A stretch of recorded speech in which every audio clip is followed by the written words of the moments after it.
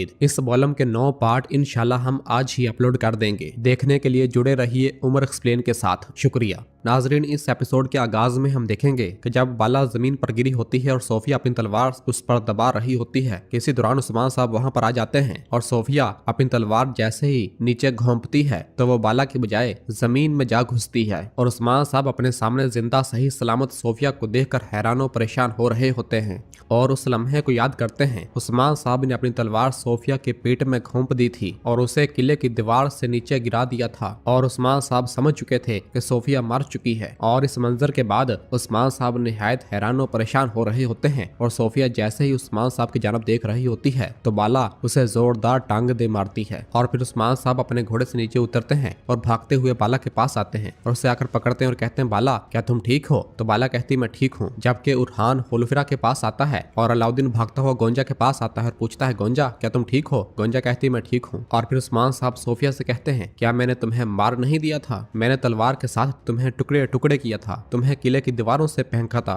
ये कैसे हो सकता है? तुम कैसे नहीं मरी? हाँ, तुम 9 जिंदगियों वाली खबीस चुड़ैल हो। तो सोफिया कहती, अधूरा छोड़ा गया काम मुकम्मल करने आई हूँ उस्मान। तो उस्मान साहब कहते, तो यानी जमीन ने तुम्हें कबूल नहीं किया, मैं तुम्हें जमीन के 7वीं तह के नीचे दफन करूंगा। और अपनी तलवार निकाल लेते हैं। तो सोफिया जवाबन कहती, इस जमीन में तुम जाओगे उस्मान, मैं तुम्हें इससे 10 गुना ज्यादा तकलीफ दूंगी जिससे तुमने मुझे गुजारा। और फिर कहती है, तुम्हारे तमाम खानदान को सबको एक एक करके अजियत में मुब्तला करके मारूंगी। तो जवाबन उस्मान साहब कहते हैं, खानदान से पहले मैं, पहले तुम्हें मुझे अबूर करना होगा। बाद नस्ल कुत्ती, आओ जरा आओ देखते हैं, मेरी तलवार का जायका अच्छी तरह जानती हो ना सोफिया। और फिर लुकास कहता है, ये इतना आसान नहीं होगा उस्मान, तुम इस बार घुटने टेकोगे। और सिपाहियों से कहता, सिपाहियों। और फिर दोनों तरफ एक दूसरे के ऊपर हमलावर हो जाते हैं और एक दूसरे से लड़ने लग जाते हैं। उस्मान साहब बाज़ंतीनी सिपाहियों का मुकाबला करते हैं और उन्हें एक एक करके जहन्नम वासिल करते हैं और अपने सामने आने वाले तमाम बाज़ंतीनियों को एक एक करके जहन्नम वासिल कर रहे होते हैं। जबकि सोफिया का मुकाबला बाला से होता है और उससे कहती है, बाला क्या तुम उस राज के बारे में मुतजस्सिस नहीं हो जो मैं तुम्हें देने वाली थी? तो बाला कहती, अपने जहरीले अल्फाज अपने पास रखो चुड़ैल, इस बार तुम ज्यादा देर नहीं जियोगी, तुम्हारी जान मैं लूंगी। और फिर सोफिया बाला पर हमलावर हो जाती है और दोनों एक दूसरे से लड़ने लग जाते हैं। जबकि दूसरी जानब उरहान और खुलफिरा भी बाज़ंतीनियों का मुकाबला कर रही होते हैं और दोनों अपने सामने आने वाले तमाम सिपाहियों को जहन्नम हासिल कर रहे होते हैं। ये सब देखकर उरहान बहुत खुश होता है और कहता है, अरे माशाल्लाह, मेरी खातून को तो देखो। जबकि दूसरी जानब लुकास भी कुछ कई सिपाहियों को शहीद कर रहा होता है और इधर बाला मुसलसल सोफिया से लड़ रही होती है और दोनों एक दूसरे का भरपूर मुकाबला कर रहे होते हैं। इस दौरान सोफिया अपनी तलवार बाला के बाजू पर मारने में कामयाब हो जाती है और बाला का बाजू जख्मी हो जाता है और बाला जमीन पर आ गिरती है। सोफिया कहती, मैं पहले से ही तुम्हारी जान ले चुकी हूँ लेकिन तुम्हें खबर ही नहीं। और फिर बाला पर हमलावर होती है और उसकी तलवार गिरा देती है और फिर टांग मारकर उसे जमीन पर गिरा देती है और आहिस्ता आहिस्ता उसकी जानब बढ़ती है और फिर अपनी तलवार से जैसे ही उसे मारने के लिए उस पर वार करती है। इस दौरान गोंजा अपनी तलवार सामने करके बाला को बचा लेती है और कहती है, मैं पहुंच आई हूँ माँ। और सोफिया की तलवार पीछे कर उसका मुकाबला करना शुरू कर देती है। जबकि उधर लुकास कुछ कई सिपाहियों को शहीद करने के बाद जब उसकी नजर सोफिया पर पड़ती है तो वो सोफिया की जानब भागता है और उसे पकड़कर थोड़ा साइड पर लेकर आता है और कहता है, सोफिया हमें जाना है, हमारे सिपाही। तो सोफिया अपने आप को छुड़वाते हुए कहती, तुम क्या कह रहे हो लुकास, क्या कर रहे हो? जबकि इधर गोंजा, आइकूत और उस्मान साहब के बाकी सिपाही तमाम बाज़ंतीनियों को एक एक करके जहन्नम वासिल कर रहे होते हैं। ये सब देखकर लुकास सोफिया से कहता है, हमारे फौजी मर रहे हैं, हमारे फौजी मर रहे हैं। तो सोफिया चीखते हुए कहती, ये आज मरेगी। तो लुकास कहता, हाँ लेकिन अभी नहीं, अगर हम रुके तो हम जंग हार जाएंगे। और लुकास सोफिया को जबरदस्ती पकड़कर वहां से ले जाता है। जबकि इधर उस्मान साहब, आइकूत और उस्मान साहब के बाकी तमाम जानबाज सिपाही तमाम बाज़ंतीनियों को जहन्नम वासिल कर देते हैं। और फिर बाला उस्मान साहब के पास आती है और आकर बताती है, उस्मान वो भाग रहे हैं, वो भाग रहे हैं। उस्मान साहब कहते, वो भाग नहीं पाएंगे, चलो। और फिर उस्मान साहब और बाला सोफिया और लुकास के पीछे जाते हैं। जबकि उधर जंगल में सोफिया और लुकास और कुछ बाज़ंतीनी सिपाही वहां से भाग रहे होते हैं। जबकि उस्मान साहब और बाला खातून और कुछ काई सिपाही मुसलसल उनके पीछे लगे हुए होते हैं और उनके पीछे भागते हुए आ रहे होते हैं। जबकि इधर मैदान जंग में गोंजा और अलाउद्दीन भी मुसलसल बहादुरी के साथ पीछे बच जाने वाले बाज़ंतीनियों का काम तमाम कर रहे होते हैं और सबको मौत के घाट उतार रहे होते हैं। और फिर अलाउद्दीन गोंजा से पूछता, गोंजा क्या तुम ठीक हो? गोंजा कहती, मैं ठीक हूँ। जबकि जरकुताए, खुलफिरा,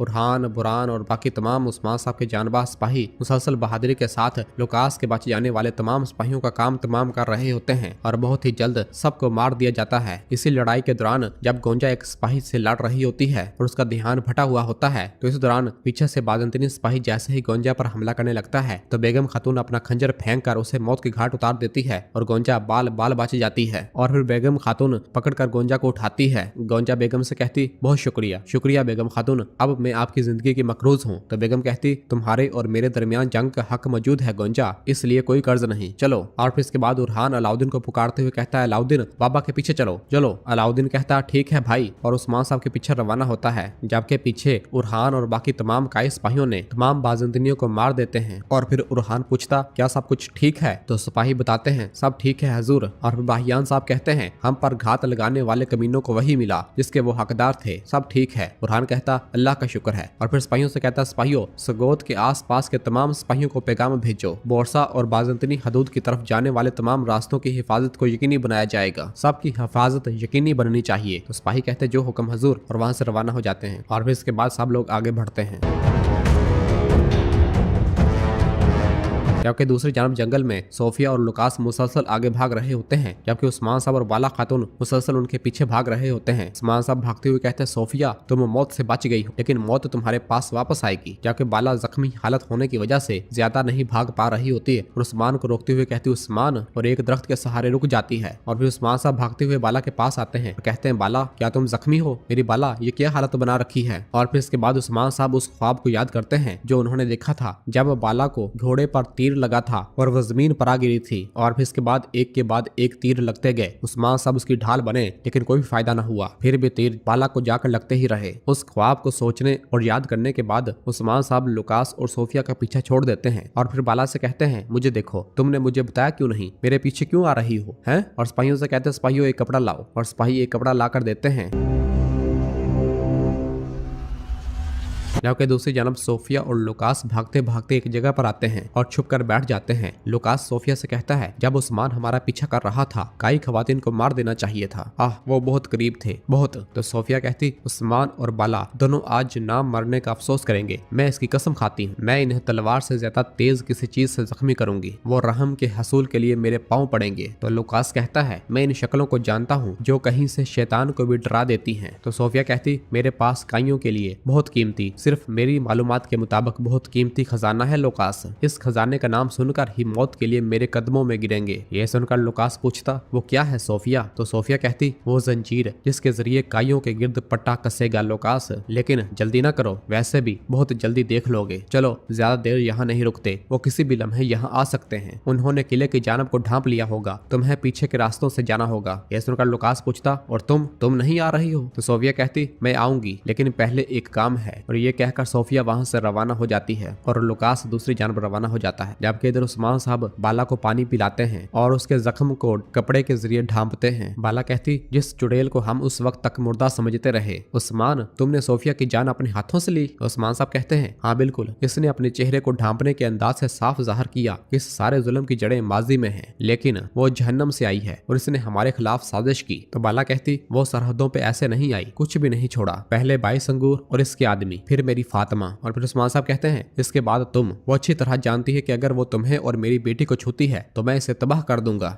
लेकिन ये मत भूलना, वो सिर्फ दुश्मन ही नहीं है, अब वो जख्मी कुत्ते की तरह हम पर हमला करेगी। तो बाला कहती, चलें हजूर, चलें, इसका पीछा करते हैं। उस्मान साहब कहते हैं, बाला क्या ऐसा कुछ हो सकता है? नहीं, अपना जख्म देखो, पहले तुम्हारा जख्म ठीक होगा, ठीक है, तुम पहले ठीक हो जाओगी और फिर मेरे साथ मिलकर लड़ोगी। और फिर कहते हैं, बाला वो जहन्नम से निकल कर यहाँ नमूदार हुई है, लेकिन हम इसे इसके अपने ही खून में गर्क कर देंगे, इसे अपने ही खून में गर्क कर देंगे। और फिर इस दौरान अलाउद्दीन और बाकी सब भागते हुए वहां पर आते हैं और अलाउद्दीन बाला से कहता, माँ क्या आप ठीक हैं? उस्मान साहब कहते, अपनी माँ के जख्मों को जांचो। बाला कहती, मैं ठीक हूँ बेटे, मैं ठीक हूँ, कुछ भी नहीं है। अलाउद्दीन जख्म को देखते हुए कहता है, ये इस तरह नहीं चलेगा माँ, खून जाया हुआ है, आप कमजोरी महसूस कर रही हैं, जरा आए, चलें, शाबाश। और फिर उस्मान साहब बाला को पकड़कर उठाते हैं और गोंजा और अलाउद्दीन बाला को लेकर आगे बढ़ते हैं। और फिर पीछे से बुरहान उस्मान साहब से कहता है, हजूर हमने तमाम काफरों को मार डाला, लेकिन इनके मालकान वो भाग गए हजूर। उस्मान साहब कहते, ना वो ना इसके इत्तेहादी करासी साहब, इनमें से कोई भी हमारे गजब से नहीं बच पाएगा, इनमें से कोई भी नहीं। तो बुरहान कहता, अल्लाह के हुक्म से हजूर। और फिर उस्मान साहब कहते हैं, लेकिन वो सोफिया नामी कुत्ती होशियार चुड़ैल की तरह काम कर रही है, इसलिए हम जल्दी नहीं करेंगे और पहले अपना मंसूबा बनाएंगे, इसके बाद पेशकदमी करेंगे। बुरहान कहता, जो हुक्म हजूर। उस्मान साहब कहते, चलो शाबाश, और सब आगे बढ़ जाते हैं।